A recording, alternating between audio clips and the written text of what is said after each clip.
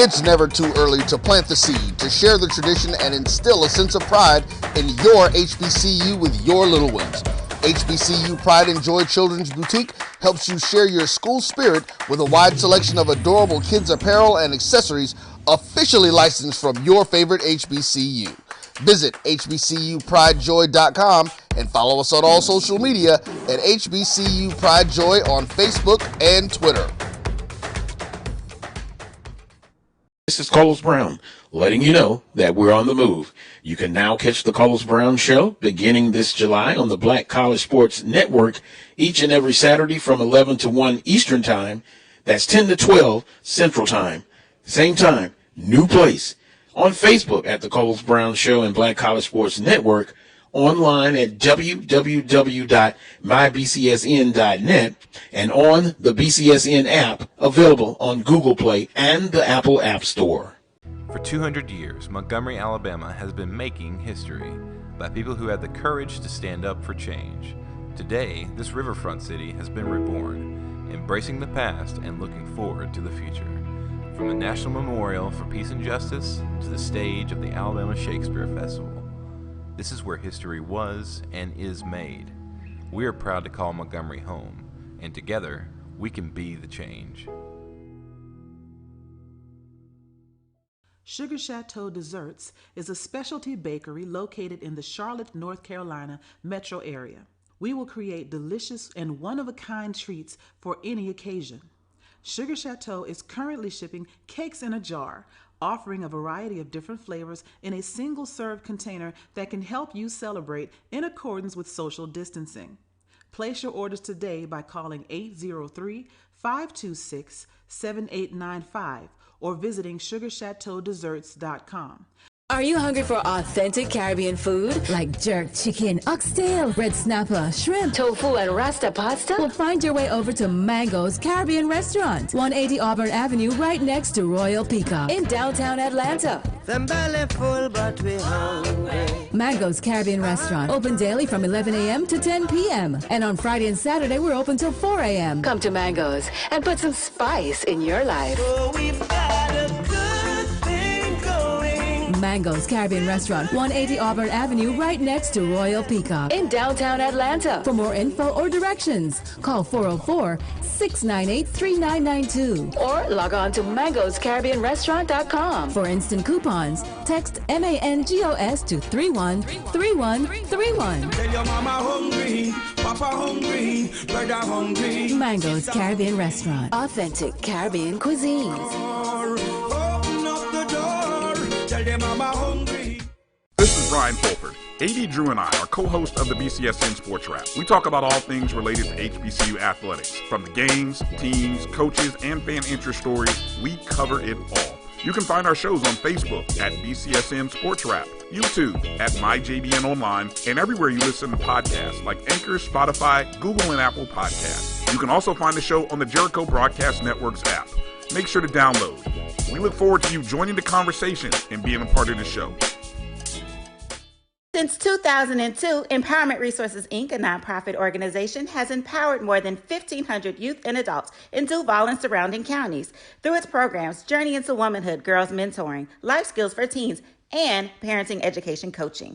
To get involved with programs, volunteer, or donate, visit www.empowermentresourcesinc.org. Follow us on social media, facebook.com/empowerment.resources and instagram.com/empowermentjax.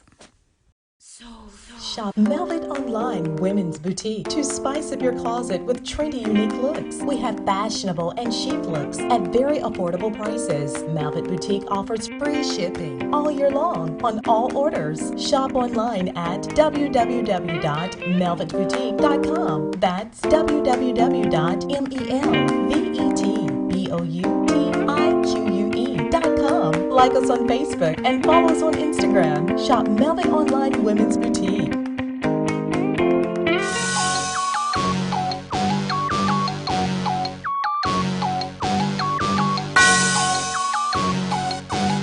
Yeah.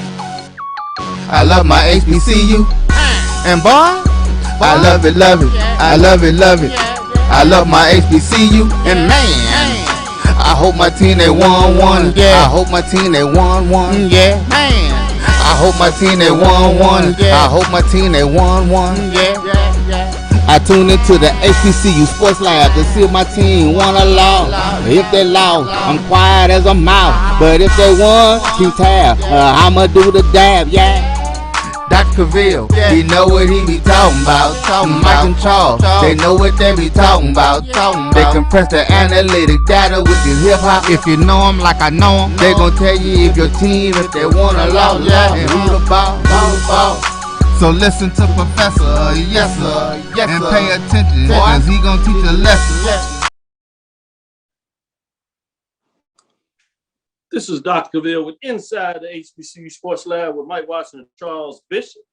Coming to you Thanksgiving weekend, so just a heads up, we'll be probably running a playback on Thursday. We might surprise you with a little something, but more than likely we'll do a playback. We'll probably go rewind to the beginning of the season, and when we're discussing the prognostications to see where everybody stood and kind of give a rewind to everybody and see just how brilliant Charles Bishop was. And we'll leave it like that, make sure his head don't get too big. But, we're just saying. Some people get lucky sometimes. But we'll do it like that. This is Dr. Cavil inside the HBCU Sports Lab. Episode 210 of Inside the HBCU Sports Lab radio show and podcast, the show that's covering the sporting HBCU dash for all things HBCU sports. From institutions large and small, from the NAIA to the NCAA, we share insights and information on the HBCU sports culture, HBCU athletic aesthetics to facilitate the story of HBCU athletic programs and the business of HBCU sports. I'm your host, Dr. Kenyatta Cavil, along with my co-hosts, Mike Washington and Charles Bishop. We're filming from our home studios and sending a signal live to KCWH 1230 AM studios with the Texas Radio Hall of Famer Ralph Cooper in a beautiful home at Texas Southern University from Houston, Texas. With that, let me go back to Charles. He already did the cigar life. Shout out this past Sunday if you were on there. He's living the good life right now. And I just keep it close. Yeah, I do keep it close here. So. Slowburnswaco.com, slowburnswaco.com. They make sure they lace us. And right now, they doing really well with the business between Jackson State and Prairie View. Oh, what did I just say that? News of the day, we have our SWAC championship game. A line, as you heard by that, it will feature Jackson State University getting it done against Prairie View A&M University. Prairie View does have a final game with Mississippi Valley this weekend, but due to Jackson State defeating Alcorn State, Prairie View has locked up the Western Division, so that will be your championship match. That should be interesting as things move forward. Anything you have to say early about that matchup? I know we'll get into it next weekend as appropriately, but any early buzz or thought process? I can say I understand that the ticket masters went down Monday morning between Prairie View and Jackson folks trying to get tickets. I had folks texting me everywhere, what's the problem? Did they buy out all the tickets? Y'all have been known now with these 50, 60,000 folks in the crowd. You had some Prairie View folks really nervous. Like, did they buy the tickets? These folks trying to sign on 5 minutes before it went on. I text Ashley. I text the commissioner, Dr. Charles McCullen. I text Dr. Donald Reed at Prairie View. And literally about 5 minutes later, they had it updated. But I thought that was some big news, just how people are intrigued about this. What do you say? Yeah, I mean, tickets went on sale early yesterday, and they'll be on sale Monday and Tuesday this week. But already there's a buzz for this SWAC championship game. First time it's being played in Mississippi Veterans Memorial Stadium. And this Jackson State fan base, they are in a true lather for this football team. I tell you what, it's going to be a phenomenal experience. December 4th for Jackson State and Prairie View. Looking forward to those Prairie View Panthers coming on into Jackson and getting this SWAC championship game on. This is going to be a fun one. I think I told you, Dr. Bill, back midway through the season when I saw Prairie View against Pine Bluff, I knew then they were going to be a problem. They are a fast defense. They are offensively explosive. It's going to be a tough matchup for this Jackson State Tiger defense, but I'm looking forward to it. I think we're going to get us a tremendous SWAC championship game. And to your credit, I agree with you. I think this is going to be a tremendous matchup. I know a lot of folks are in between Jackson State and FAMU, rightfully so. That rivalry is heating up like it has done when they played for a semifinal championship FCS. Obviously, historians will go way past that with the championship back in the 50s, Black College Championships. So, yeah, a lot of history there, deservedly so. But to your credit, you said this in a lot of ways early on. You had a chance off weekend, just happened to be when Prairie was playing that Thursday night game against Pine Bluff, and you saw the team and you were thoroughly engaged in the matchup. Other folks were matched up, but in the suite, as we say it, so a lot of folks were doing the sweet things, but you were right there. And as it went down, you was like, hey, I'm get on back. I said, what you think? He said, oh, yeah, they're going to be all right. They'll be at the end. They'll be in there.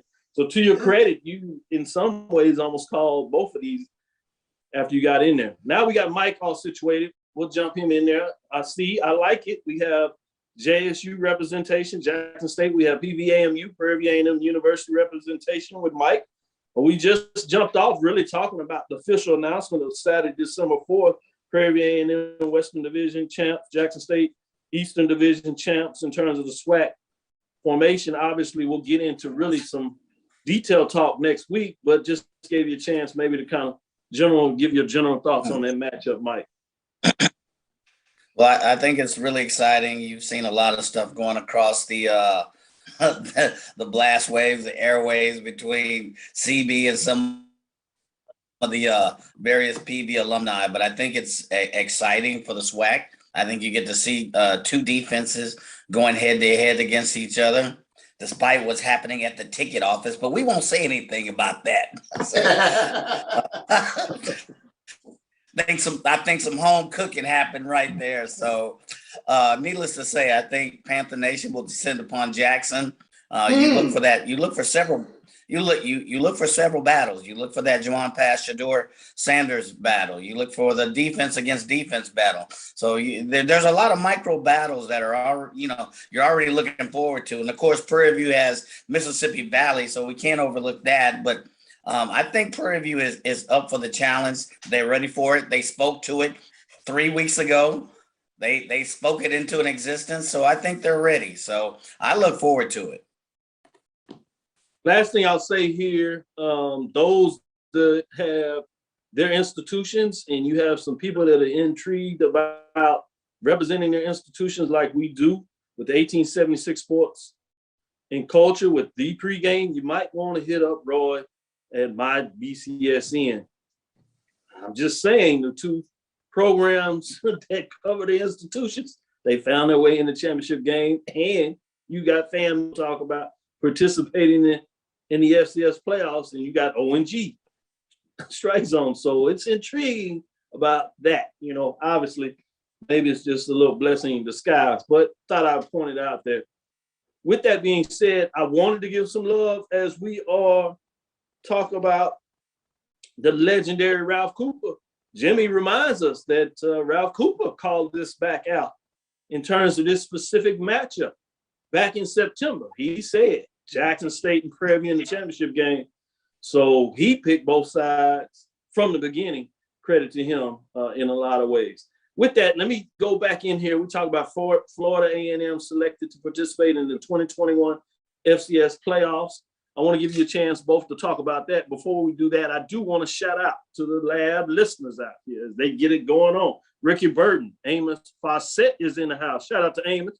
We got a good little dialogue going on in Facebook. He's asking some great questions there as we do it and make sure that we provide some talk about what do we think about HBCU programs, particularly at the FCS level. Wendell Davis, Michael Ford is on here. Chad Cooper bringing in the house. Michael Lee, he says prayers for Coach Sanders. Go PVAMU. He can't get over that rivalry. I love it, though. We'll take it. Jimmy Wilson says happy birthday for those that he is speaking to. Willie Alex Hine. Karen Griffin is always in the house. Alan Malone. G. Boom Holly. doing his thing. Lonnie Shaw is in the house as always. James Knox, A.D. Drew is in the building. Lawrence D. White, Jamie Walker, as he does the thing. Dr. Roderick Holmes, he told me earlier that he'd be listening in. He's excited about what's going on. Had some good conversation before you get in here. Is that Neely? Christopher Darrell? Who's that in the house? James Knox. Gabe Lewis is in the house. His son, shout out to his son that plays offensive line for Prairie View A&M University. I'll be spotlighting that matchup. That will be interesting as he's been getting down. Look for him to be on first team, all SWAC, certainly second team.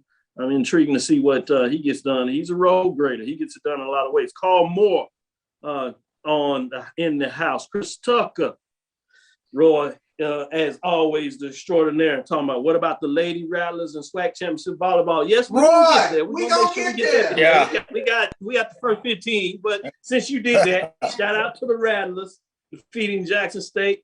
They officially are members of the SWAC now. They've earned their first SWAC championship, and it is in the sport of volleyball. Classic matchup. These two teams, I told you going into the weekend, one of the ones that I had my eyes on, they split in the regular season.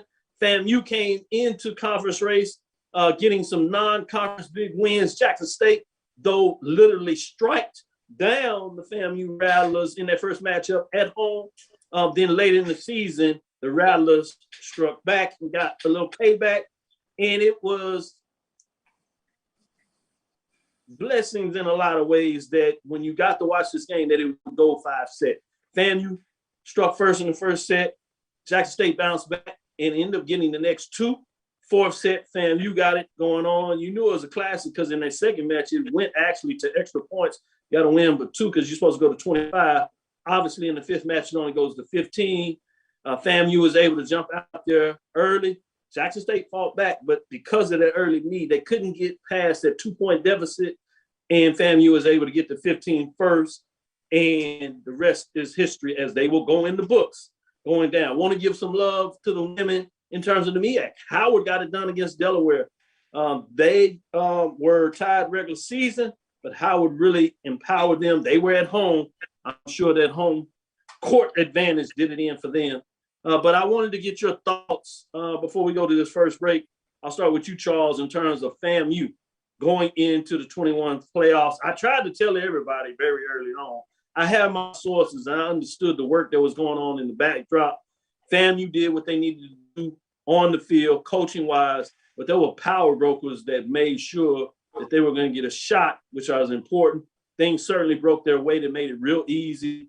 And you could tell even from the broadcast that it was meant to be in a lot of ways. But kudos, this is a statement for the SWAC, just in my opinion. But let me go to you, Charles, and get your opinion on FAMU in the FCS playoffs first round against Southeastern Louisiana. And congratulations to Florida A&M being selected into the FCS playoffs.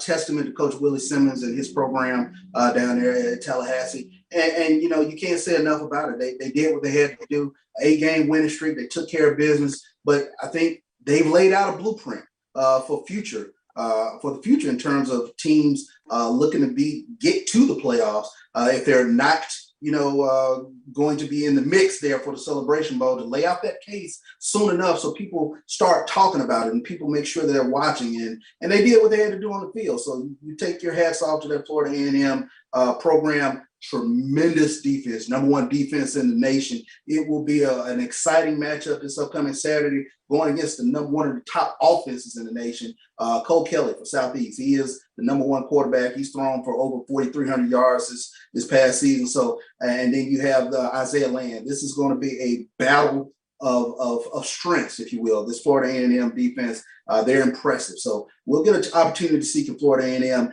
make an impressive showing, not just for Florida A&M, but for the Southwestern Athletic Conference for HBCU football. Mike, want to get your thoughts. Obviously, FAMU, for the historians out there, won the inaugural, at that time, 1AA playoffs in 1978, getting it done. They'll play to get their second shot in terms of what we now call the FCS playoffs. As we said, Southeastern Louisiana Lions in Hammond, Louisiana, Saturday, November 27th at 6 o'clock Central Standard Time. The game will be on ESPN+. Mike, what are your thoughts? No, I'd like to just piggyback on what CB said. I mean, you have a tremendous hats off to, Coach Simmons and the entire, Rattler Nation. I'm not going to say Rattler too many times in this program. I'm just going to say that. So, but congratulations to them. They have set the blueprint. I think the important thing is this is a win not just for FAMU, but this is something for the SWAC.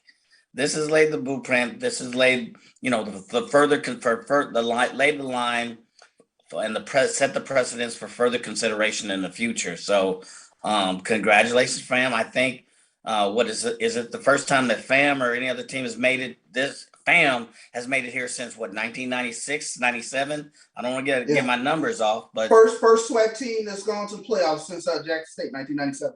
That's right. So hats off. But this is a bigger win to me. This is a win for the SWAC. So I look forward. They're facing a tough team. I look for a tough battle. This team went tit for tat against University Incarnate Word, I believe. Lost by 2 or 3 points during the regular season. Both teams have high-powered offenses. So FAMU, 8-game winning streak, strong defense. So we'll see what happens. I mean, I think FAMU has a very, very good chance for a strong showing here. Great points made by both. Shout out to Fayetteville State, wins second straight CIAA volleyball championship. Want to make sure we share them some love. Before we go to this break, Michael Ford says, could a team who wins the East-West not play in the SWAC championship game and play in the playoffs? The answer to that is no. They are contractually obligated to play in the SWAC championship game, and that's beside the point in terms of the financial windfall. I think it's important to talk about this. Jackson State, for you all don't realize this, you cannot play sports without the financial revenue associated with it. Jackson State will get $2 million in terms of ticket sales alone to host this championship game. The previous years, Alcorn, their 2 straight years at home, they did $1 million. Now imagine what that does to the community involved and how that now helps the community folks come back and support your institution. When you talk about the power brokers out there, there's the reason why they play in these bowl games. There's a reason why they play at home in their stadiums and not look at the playoffs where you got to pay money to play. Until the playoff changes where it's financially beneficial, it makes absolutely no sense for any institutions, particularly SWAC, because they have options not to play in it. And this doesn't even talk about the Celebration Bowl where you get $1 million. So to think that you're going to forego that just for the playoffs does not make any economic financial sense. And if you're running a business, you're not going to do it. So I really think it's irresponsible and really downright disrespectful in a lot of ways for folks to put that out there without at least doing the homework. But if you're asking that just because you don't know, hopefully I've given you some information so you know that. Let's get into a break. This is Dr. Ville's Inside the HBCU Sports Lab with Mike Watch and Charles Bishop. We'll be right back after this break.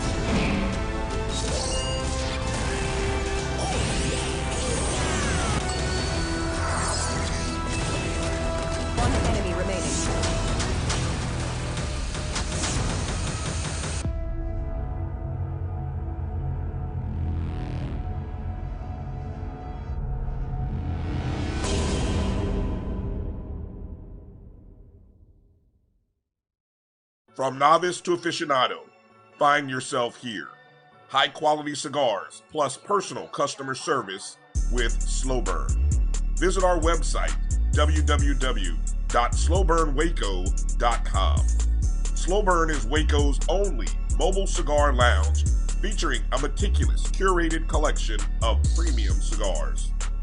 It's more than a mobile lounge. It's an environment and an experience rich in history, luxury, and personality.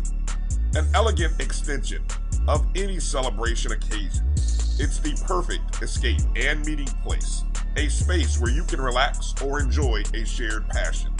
Have Slow Burn plan your next big event, or before you are planning to celebrate your win over your athletic rival, you can shop our collections at www.slowburnwaco.com.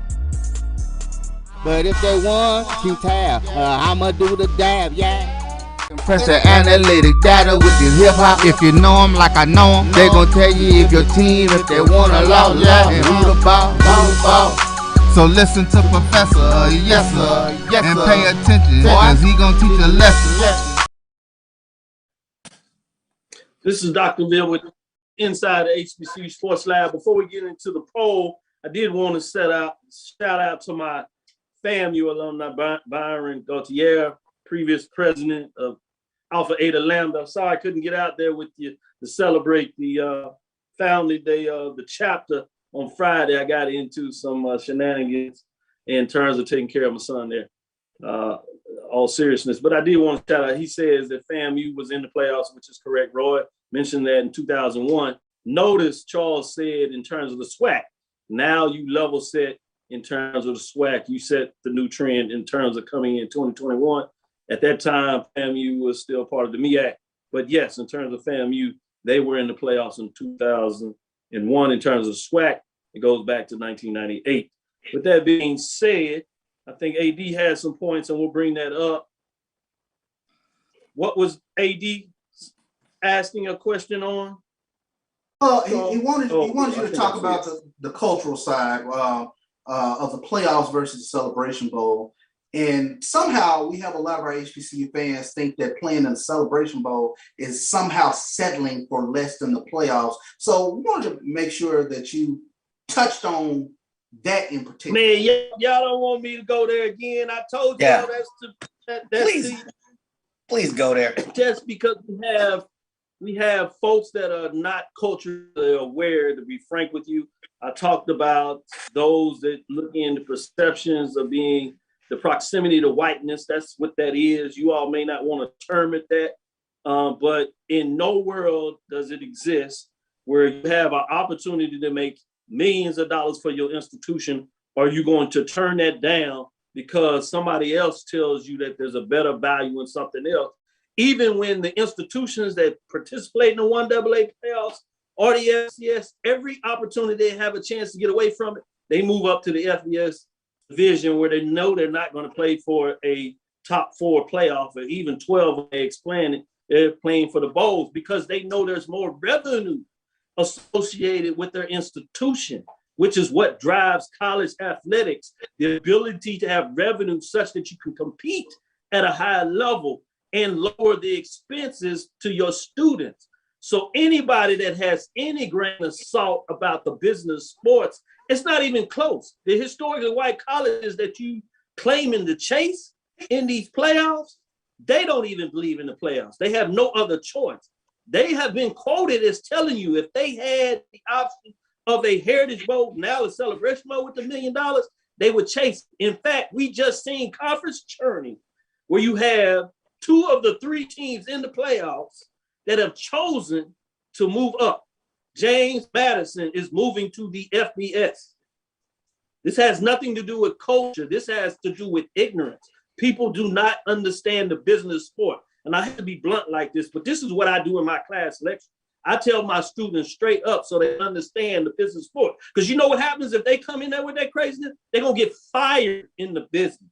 Sam Houston State, that just won a FCS championship, moving to the FBS level. Jacksonville State, they won a championship or played for a championship a couple of years ago.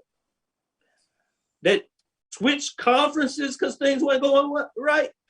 Right. Before they could even play a good season in the A-Sun, because it's right now a mixed AQ7, they are moving to the FBS level. It's the revenue associated with being at the highest level as possible.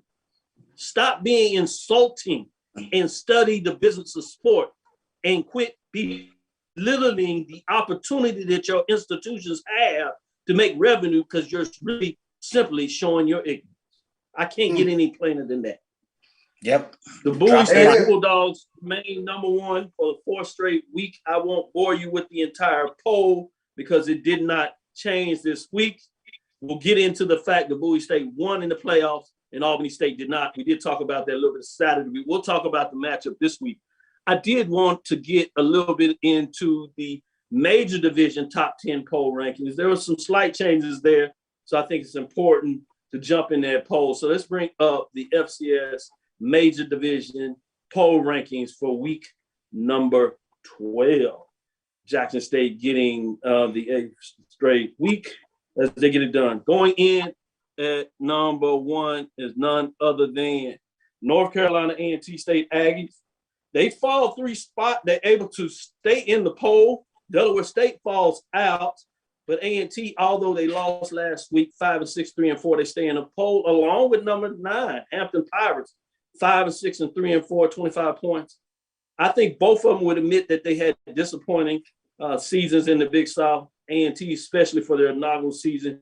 Hampton Pirates may felt that they gotten a little better this time, but it was tough losing to 2 teams that were had losing records in terms of the poll. So you think you have a chance to get a winning record closing out the season, which is a nice statement. It was not to be, but they are in the poll at 9-10. And number 8, Norfolk State Spartans closed with 3 straight losses. They got as high as top 4 in the poll rankings. They closed out the season with 3 straight losses. Disappointing in a lot of ways, 6-5, 2-3. Not ranked, but they do jump back in the polls because Delaware State falls out. At number 7, Auckland State Braves at 6-5, 5-3, 53 points. Dropped 2 spots. Up and down season. I think the long road, all the road games really at some point caught up with them, but they played with the heart of champions. They did give Prairie View that ends up winning the West their loss, so that's a statement in itself. At number 6, North Carolina Central Eagles finished at 6-5, 4-1, 60 points. This is a team that's intriguing to me in terms of where they found the season. They kind of went up and down. Obviously had the big win in the Celebration Bowl, so they find themselves ranked ahead of Auburn State. Had some tough losses, but they finished the MEAC 4-1, and South Carolina loss that was right there for them. They could have been back in the Celebration Bowl, so intriguing to see how that goes next year moving forward. At number 5, you get to those South Carolina State Bulldogs, 6-5, 5-0. They really fought out of the hole, starting the season with a tough schedule, losing to FAMU, Alabama A&M to kick off the season, starting out 0-4, but they rebound and win the conference, going undefeated in MEAC play, 6-5 overall. They move up 3 spots. At number 4, Prairie View A&M, 7-3 and 6-1, 96 points, losing to Texas A&M. They dropped 1 spot. At number 3, Alabama A&M Bulldogs. They close out the season really strong, 7-3, 5-3, 9-9, 4th place. I wondered if they started talking about the playoffs early, and if they could have found out and not had that real upset loss to Grambling, would they have had a fighting chance at 8-2? Not playing the 11th game probably really hurt them. At number 2, Florida A&M Rattlers, 9-2, 7-1, 1 first place vote for 118 points. Giving you the number 1 Jackson State. They continue to get it done. 7 straight weeks. They've gotten that number 1 spot, and they do not seem to want to let it go. 10-1, 8-0, 12 first place votes, 129 points, but they will play the West champion. It becomes a win-all matchup. It should be fascinating to see.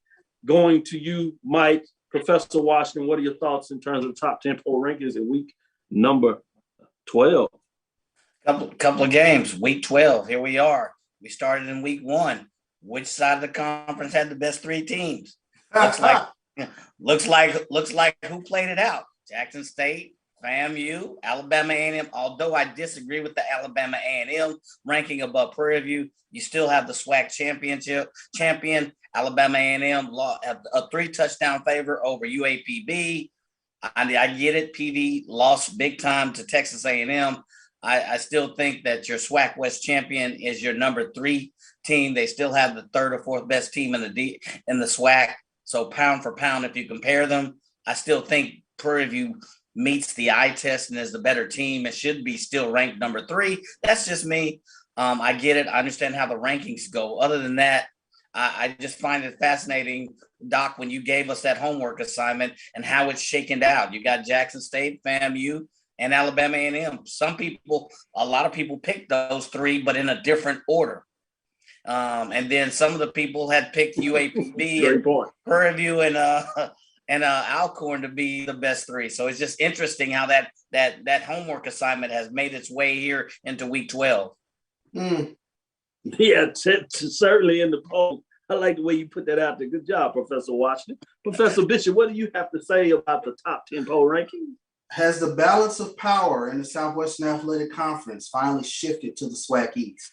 When you take a look at Jackson State, Florida A&M, and Alabama A&M, 1, 2, 3 in the polls. I think, Mike, you make a valid argument. I think I probably would have had Prairie View probably sitting there at 3, and maybe Alabama A&M under them. But again, it speaks to the strength of the SWAC East this past season with these 3 teams. And for how long have we taken a look at it? I was telling somebody that this is such a cyclical deal, the SWAC West, for quite some time. I would argue that probably the top 3 teams out of 4 in the SWAC are over there in the SWAC West. When you're talking about Grambling, Southern, and Prairie View. I think, Dr. Bill, you mentioned Prairie View since 2010 had one of the winningest records in the SWAC with the number of wins that they've had. So the question for me becomes, has the SWAC East wrestled away that mantle from the SWAC West in terms of perception? Yep. Charles, go ahead, Mike. You want to jump in there and say a piece about that before we go to this break? No, I would just say my points exactly. Has the SWAC East come in and taken that mantle from the SWAC West, which was arguably tops for a while?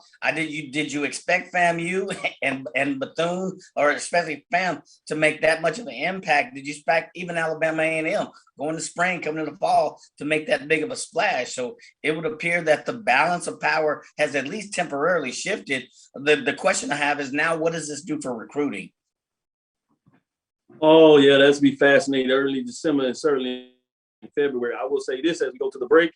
In year number 1, or should I say 101, it certainly has shifted to the east. Was be fascinating to see over the next couple of years. Does it maintain its character in the east, or do we see some level set and shift back to the west, or will it just float in between? This is Dr. Ville's Inside the HBCU Sports Lab with Mike Washington and Charles Bishop. We'll be right back. Second half of the show. Get into the break. Mike, sneak in and give you an update on the Marching Sport poll, since you'll be doing some turkey diving on Thursday. Stick with us. We'll be right back after this break.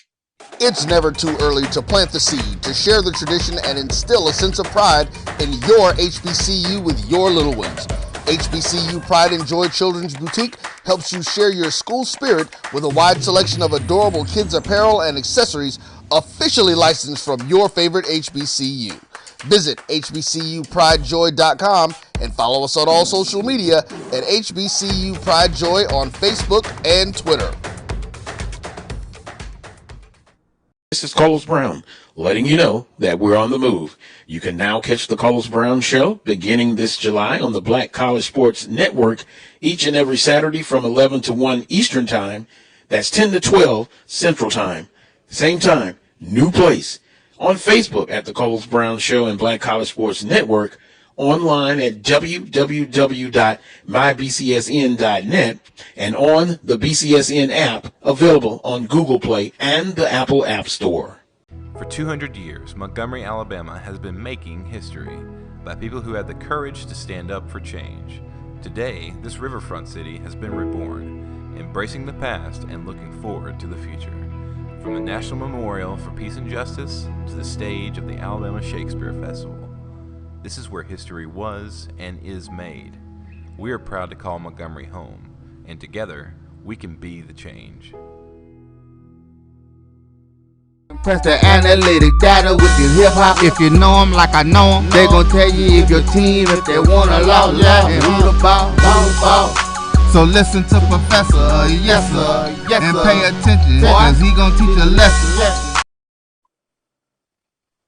This is Dr. Ville inside HBCU Sports Lab great chatter as we go into Turkey Day weekend. And we will get into some of that Turkey Day Classic. Turn on your TV on Thursday. You got Alabama State and Tuskegee. Those that want to get in a little mix before they watch some of the maybe the professional games for the nightcap and get into some NBA action. You will see that on Turkey Day. You got the college HBCU game, and then you got the Bayou Classic. Yes, it's not for the Marbles this year, but still a lot on the line. You got that Prairie View, Mississippi Valley matchup, as well as FAMU against Southeastern Louisiana. Should be fascinating matchups. And let's not forget, you have Bowie State Bulldogs in the second round of the playoffs as they keep it going, as they pretty much have locked up the mid-major rankings there. With that being said, let me sneak this in there. I do want to get in the band rankings. There's some changes this week in terms of this, so let me just jump in there. At number 10, you have the South Carolina State Marching 101. They moved to 3-1 and jumped into the poll. A&T falls out because of what South Carolina State was able to do. This may set up a matchup in the Celebration Bowl. We'll see what that means in terms of some of these programs. At number 9, you have Alcorn State falling one spot as they lost to Jackson State. Some people said that the sound of Dynamite made it interesting now. That's fair. That's fair. That's fair. Number 8, Prairie A&M, the Marching Storms, is sitting on the sideline. Luckily, they have a matchup with Jackson State. See if they can make that interesting. At number 7, they fall a spot. At number 7, Bethune-Cookman Marching Wildcats 2-1, 0-1. They get into a narrow loss as they tried to stay undefeated, not to be done in terms of the Florida Classic. As FAMU got it. I heard that one was actually pretty darn close, but they fall 2 spots. Number 6, one of the biggest moves of the week is Alabama State moving up 3 spots. They got a fortunate matchup as Texas Southern made the road trip, so created a matchup. Texas Southern showed out. Alabama State has had 2 close losses, one to FAMU in terms of they got a little representation on the road. They went to Jackson State, had a very close contest. They had another close contest, but this one, they get the nod. They get it done against the Texas Southern Ocean of Souls. So they're 4-2, 1-3 in terms of getting that matchup. So they move up 3 spots. Bringing us to the top 5. When you get in the top 5, Kentucky State, mighty marching thoroughbreds, because of the Bethune-Cookman loss, they jump up as they are undefeated. They jump into the top 5, 1 spot up from number 6. Brings us to number 4, Norfolk State Spartan, the Legion Marching Band, 4-1, 2-0, 69 points. They get it done as they got a big win a couple of weeks ago. Number 3, Jackson State Sonic Boom on the South, 6-2, 4-2. They do get the win, but they stay at the 3 spot. At number 2, Florida A&M, the Marching 100, 5-1, 3-1, 3 first place votes, 84 points. It'll be interesting in Jackson State because they have made it to the championship game. They get the benefit that they're going to get an extra game matchup. Does that allow them to jump FAMU or even find a way to get into the Southern, although they had that head-to-head loss? Southern Jaguars do have the benefit of the Bayou Classic. This weekend, they're 7-0, 5-0, first place votes, 90 points, get it done. Let me go to Professor Washington first, and then we'll let Charles give us things in terms of matchup. Oh, it looks like Doc, you folks are not happy. Doc, man, what happened to this poll? What you do with who voted in this poll? And what were they drinking? Because I want to sip some of what they were drinking. First of all, I really want to sip what they were drinking. So first of all, I agree. I think Dwight Moore had a comment about Bethune. Bethune did. I checked some of that out. I'm not a band aficionado. I'm not an expert, but it was quite obvious that Bethune was not Bethune against FAMU. Second of all, Prairie View got a standing ovation at Texas A&M, and you got them at number 8. Number 8. No, hold on, wait. And they got a standing ovation in front of other folks. Yes, and then you had and you had an article from what was it? The Undefeated, ranking Florida Memorial and Prairie View as the number 1 top bands. Now you can weigh that as you will, but you have another source touting Prairie View as a top band, and you got them at the bottom 5. What is wrong with this poll? What is wrong? Something's wrong here. I don't think Bethune should be where they are. They were clearly outmatched, outgunned. So I think we need some rework and redesign on this poll. All right, your turn, Professor Bishop. I will say the surprise of the poll all season has been the Alcorn Sounds of Dynamite.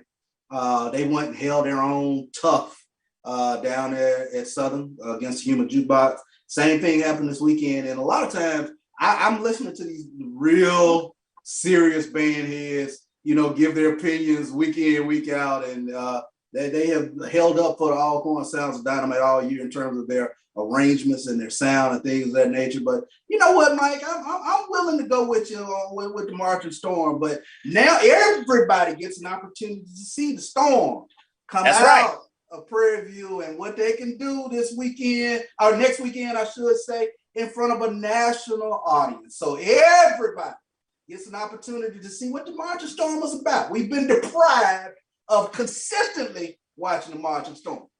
That's right. We've been deprived. We're about to see it. Now, I will give hats off to Norfolk State. I think they were up there. They had, for the size bound and for their musicianship, they're pretty good. I'll go with you on Alcorn. The rest of this, I don't know what y'all drinking when y'all voting this poll, man. That must be over Brotherhood Smoke or something. I'm tired. I'm not going with y'all. We're going to move on. That's enough of it. We're going to go into the number 2 seed Bowie State Bulldogs at home again. This time they faced Newberry Wolves, 10-2, 71 at the Bowie State Bulldogs that improved to 11-1, 11 straight victories, 7-0 as you know it, as they did in the CIAA conference race. Sticking with you, Charles Bishop, what are the Bulldogs' chances against Wolves moving on to the third round? You know what? I really like Bowie State to move forward in this game. Obviously, that was a huge upset with Newberry taking out West Florida, but I just love the way the playmakers for Bowie State seem to step up week in, week out. We know Jerome Johnson is going to be making plays on the offensive side of the ball. He is one of the most dangerous dual combo athletes, I believe, in Division II. When you talk about he's able to get it done, throwing as well as running. And then Bowie State, they play tough defense. So I love them moving forward. Mike, what are your thoughts in terms of the Bulldogs? Can they get it done against the Wolves? No, I like their chances as well. Jerome Johnson is playing at a high level. So, and their defense is really well. They're, what are they, 11-1? So they remember that one loss again that they had at the beginning of the season. They haven't lost since then. They've been they've been, lights out on both sides of the ball. And I like their chances going into this next round of the playoffs. I want to do a little shout out as before we get into the mid-major with Tuskegee going up against the major Division IV Alabama State for the Turkey Day Classic. I do want to get into a little bit of round ball. Chris Paul, inaugural tip-off championship game featured CIAA matchup, Virginia Union Panthers against Winston-Salem Rams. Panthers get it done and take home the ship in the inaugural. You did have Morehouse out of the CIAA against West Virginia. West Virginia got the consolation game as they defeat Morehouse. Give them some love there. I also want to give a shout out to Norfolk State in terms of basketball. They started off the season undefeated. I think they had their first loss. They've won 4 games, 3 Division I games, so they're getting it done in a lot of ways. We're getting a little more of that basketball. Also, shout out to the SWAC in between Alabama A&M defeating Tennessee State earlier in the update the season. And then you had a match that I watched with Alabama State go to overtime and get it done against North Carolina Central Eagles. Coach Mouton, anytime you can beat the Eagles. Big win. Yeah. Coach Mouton, big win. It was at home for Alabama State, so I do want to put that out there. This Saturday, we got a couple of key matchups with Tennessee State and Southern that I'm interested in. Then you have Hamlin against that Norfolk State I talked about. So I'll be watching that quietly on Sunday after I catch all my HBCU football games that Saturday and obviously one on Sunday there. Talking about that, before we go to this last break, want to get into Montgomery on Thursday, Alabama State. You got Tuskegee at Alabama State. let's get into this break, and we'll come back with that matchup. Golden Tigers 3-7, 2-4 at Alabama State 4-6, 3-5. Both teams obviously losing records, but a lot of pride is on the line for this matchup.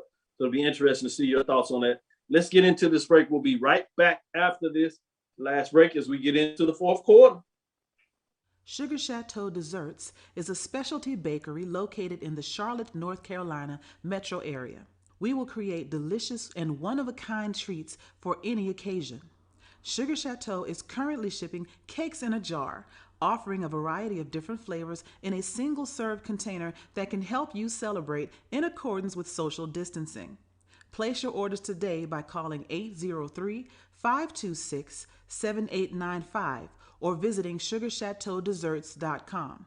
Are you hungry for authentic Caribbean food? Like jerk chicken, oxtail, red snapper, shrimp, tofu, and rasta pasta? Well, find your way over to Mango's Caribbean Restaurant, 180 Auburn Avenue, right next to Royal Peacock in downtown Atlanta. Them belly full, but we hungry. Mango's Caribbean Restaurant, open daily from 11 a.m. to 10 p.m. And on Friday and Saturday, we're open till 4 a.m. Come to Mango's and put some spice in your life. So we've got a good thing going. Mango's Caribbean Restaurant, 180 Auburn Avenue, right next to Royal Peacock in downtown Atlanta. For more info or directions, call 404-698-3992 or log on to mangoscaribbeanrestaurant.com. For instant coupons, text MANGOS to 313131. Tell your mama hungry, papa hungry, brother hungry. Mango's Caribbean Restaurant, authentic Caribbean cuisines. Open up the door, tell them mama hungry. Press the analytic data with your hip hop. If you know them like I know them, they gon' tell you if your team, if they wanna lose, and who the ball.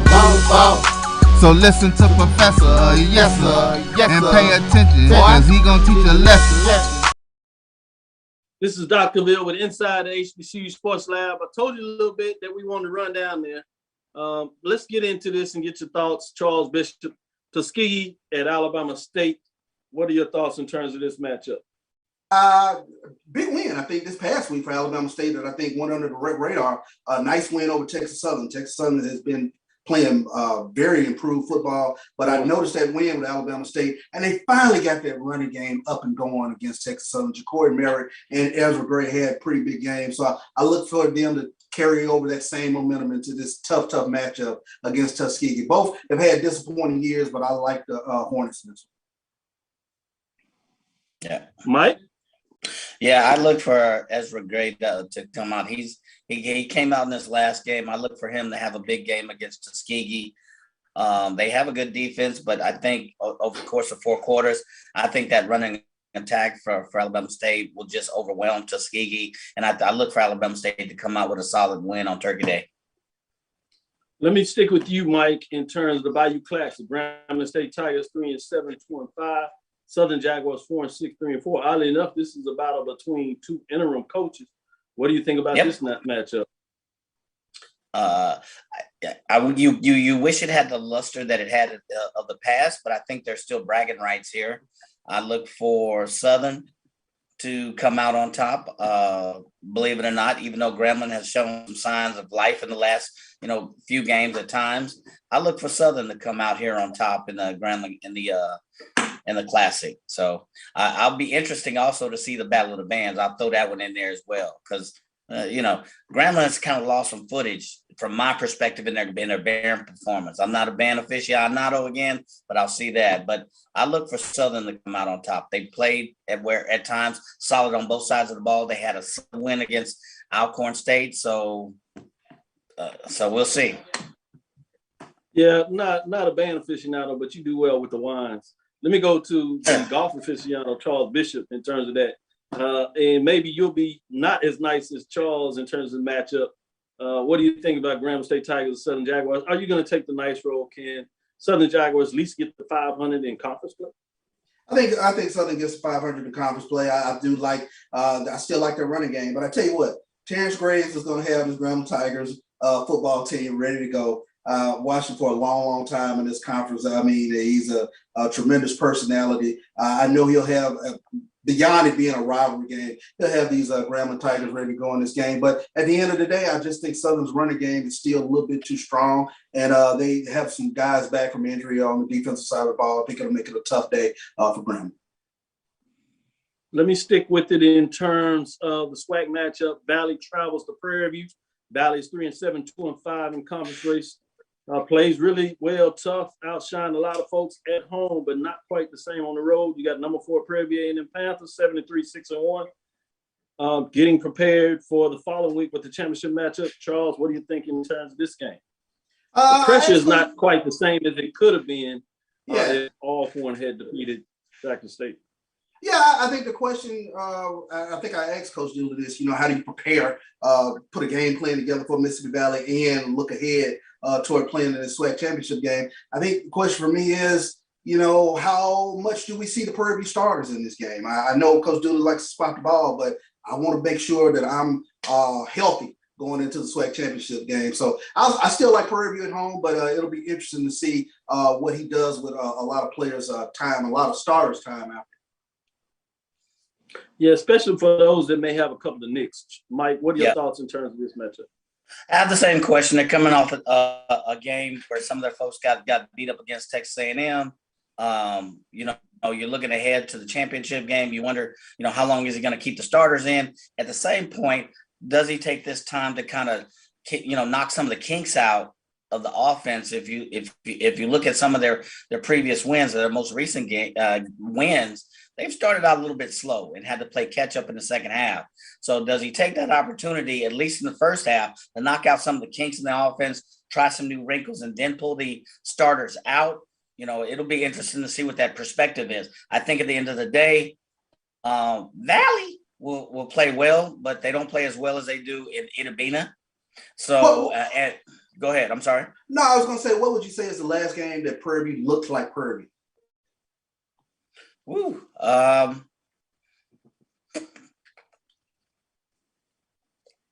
have to go back to Southern. Interesting. Southern. They were strong, and that was on the road. So dominant. So talk particularly for a full game. When you say that, let me get in this last matchup real quick. The playoff game for FAMU, number 2. HBCU at Southeastern Louisiana, 8-3, 6-2. FAMU comes in 9-2, 7-1. Mike, what are your thoughts in terms of this matchup? I'm sorry, your thing froze. I'm sorry. The sound. Yeah, I'm just saying the FAMU matchup at Southeastern. I know you kind of talked about it. Any last key things that you want to talk about in this matchup? Yeah, sorry about that. I missed that. I look for FAMU's defense, which again has exponentially continued to improve. I look for them to take on a stronger hold. They're playing a really top offense. I think that offense is number 2, 3 in the Southland Conference.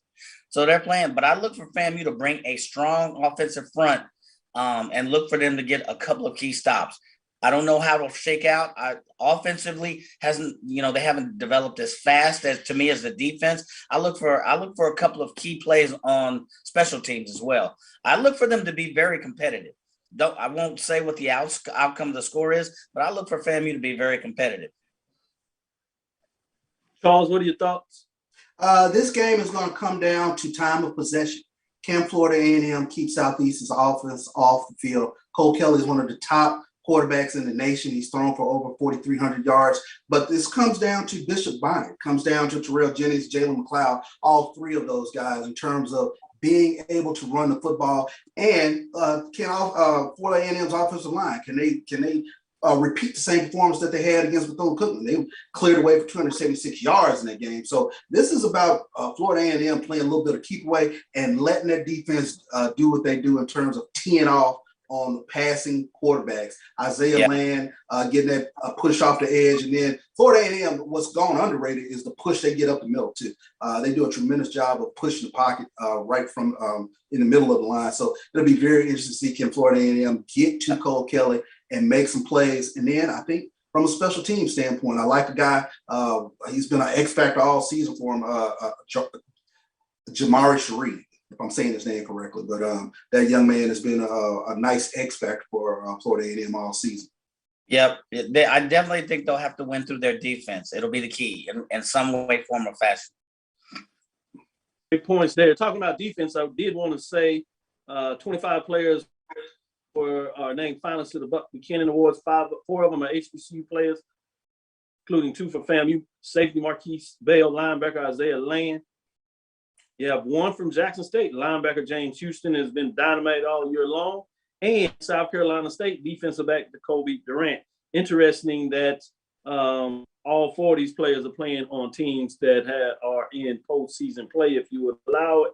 Then also want to give a shout out to Coach Prime as well as Coach Pugh for South Carolina State, as they are finalists for the Eddie Robinson Award. So I wanted to get that out there. Thank you for listening to Inside HBCU Sports Live. Make sure you share our podcast with your friends and colleagues. Let me go back and say that information was courtesy of HBCU Game Day.